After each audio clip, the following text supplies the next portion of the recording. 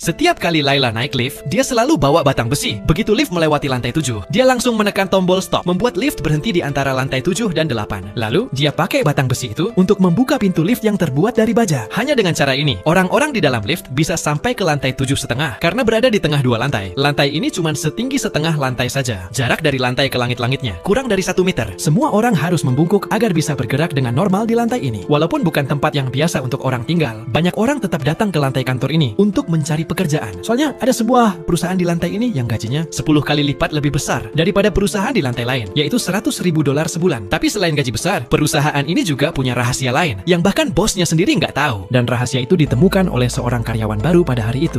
Saat sedang merapikan berkas, Mehmet nggak sengaja menjatuhkan dokumen ke sudut dinding. Untuk mengambilnya, dia geser lemari penyimpanan yang berat. Ternyata, di belakangnya ada pintu kayu setinggi setengah meter yang tersembunyi di dinding. Setelah membuka pintu itu, di dalamnya ada lubang hitam yang nggak ada dasarnya. Mehmet pikir mungkin ada harta karun di dalamnya, jadi dia coba merangkak masuk. Tapi setelah beberapa meter, pintu kayu di belakangnya tiba-tiba tertutup otomatis. Sebelum Mehmet bisa bereaksi, sebuah kekuatan misterius muncul dan menariknya langsung ke ujung lubang hitam. Setelah melewati lubang itu, Mehmet sampai di ruangan yang asing. Tapi anehnya, tubuhnya mulai makan sarapan tanpa bisa dikendalikan, lalu membersihkan piring. Semua gerakannya menunjukkan bahwa dia sangat familiar dengan tempat itu, seperti pemilik ruangan. Baru setelah dia melihat ke cermin, Mehmet sadar kalau orang di depannya bukan lagi dirinya, melainkan komedian terkenal Jack. Lalu, dia pun merasakan kehidupan selebriti Jack. Bukan cuman bodyguard yang selalu mengikutinya, tapi saat keluar juga ada mobil mewah yang khusus menjemput dan mengantarkannya. Saat Mehmet asyik menikmati gaya hidup mewah ini, tiba-tiba dia kembali disedot oleh kekuatan misterius itu, jatuh dari langit dan mendarat di selokan busuk di pinggir jalan. Saat itulah dia sadar kalau dia baru saja masuk ke tubuh Jack, si komedian. Walaupun proses ini cuma 15 menit, pengalaman bisa menyelami kehidupan orang lain ini membuat Mehmet merasa ada peluang bisnis. Dia langsung cerita ke temannya, Laila, tentang hal itu. Dengan cara menjaga pintu masuk setelah kantor, tutup dan mengenakan biaya $10.000